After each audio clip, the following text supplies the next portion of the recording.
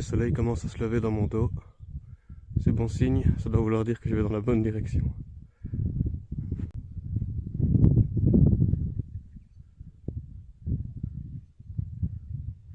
La meseta est belle, mais il pourrait monter le chauffage un petit peu quand même.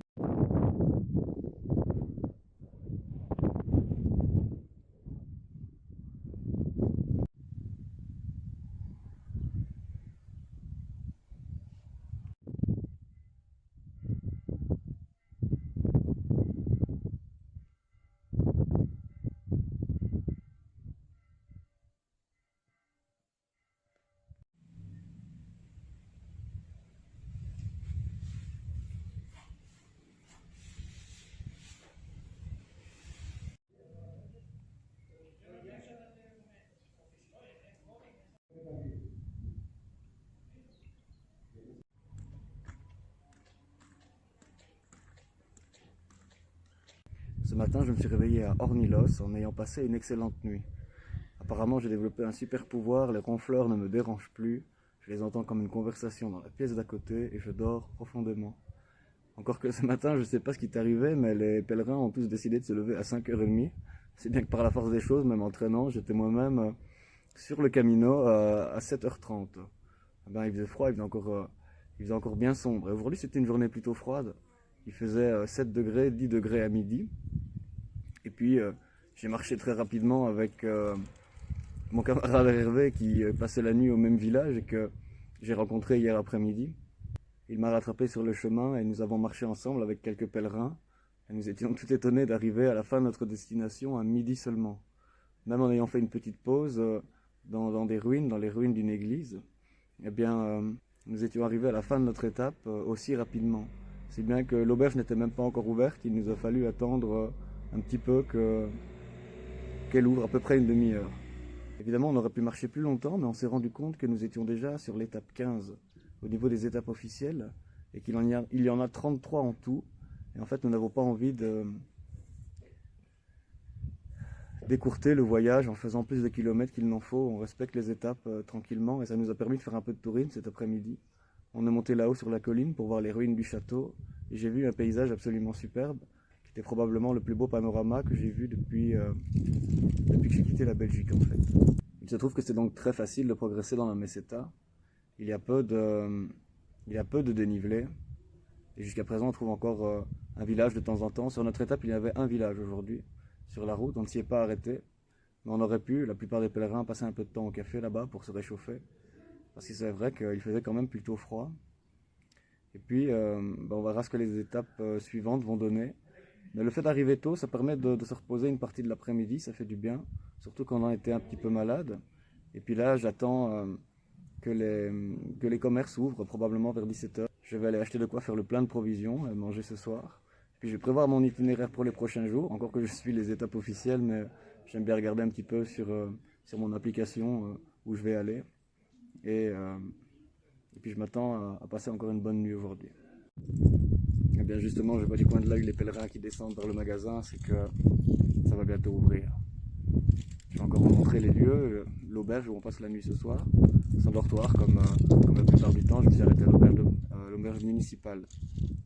Ah tiens, je pourrais vous expliquer cela peut-être. Il y a deux sortes d'auberges qu'on a visitées jusqu'à présent.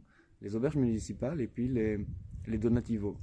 Et les donativos sont tenus par des associations, je crois. Et les gens qui tiennent ces donativos sont des hospitaliers qui restent là uniquement pendant 2 semaines et puis ils tournent. Enfin, ils tournent, ça dépend. Peut-être qu'ils retournent à leur vie normale et puis ils sont remplacés en tout cas par une autre équipe. Et ces gens ne se connaissent pas en général avant de commencer à faire ce travail d'hospitalier. Donc ils nous ont expliqué que parfois c'est difficile parce qu'il y a des équipes qui se composent, mais les gens n'arrivent pas à s'entendre ensemble et quelqu'un veut être le chef et quelqu'un d'autre n'est pas d'accord. Et donc voilà, vous imaginez les problèmes humains qui peuvent surgir. Alors évidemment c'est au détriment des pèlerins parce que nous on sent ça. Quand on arrive dans un donativo et qu'il y a des tensions entre les membres des hospitaliers, on le sent immédiatement. Et quand ça se passe très bien, on le sent aussi. Alors souvent dans les donativos, ce qui se passe, c'est que les pèlerins vont cuisiner ensemble, et puis on mange ensemble évidemment, et puis il y a toutes sortes de rituels qui sont mis en place. On s'est retrouvé dans une église un jour avec une bougie, et chacun devait dire un mot. Il pouvait dire un mot dans sa langue maternelle, ce qui fait qu'on ne pouvait pas toujours comprendre ce que les autres disaient.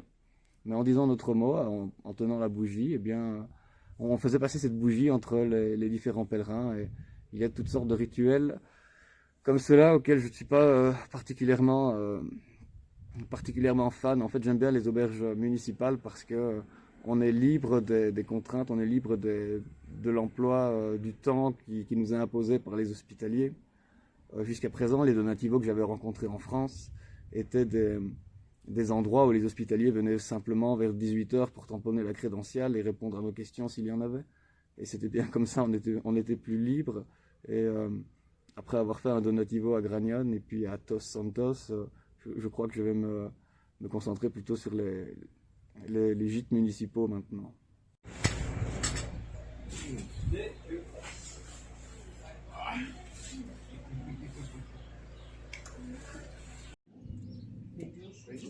C'est étrange, on dirait qu'il y a 3 soleils dans le ciel. Ouais, en français. Regarde, j'ai regardé, il y a un phénomène de ouf, il y a 3 soleils.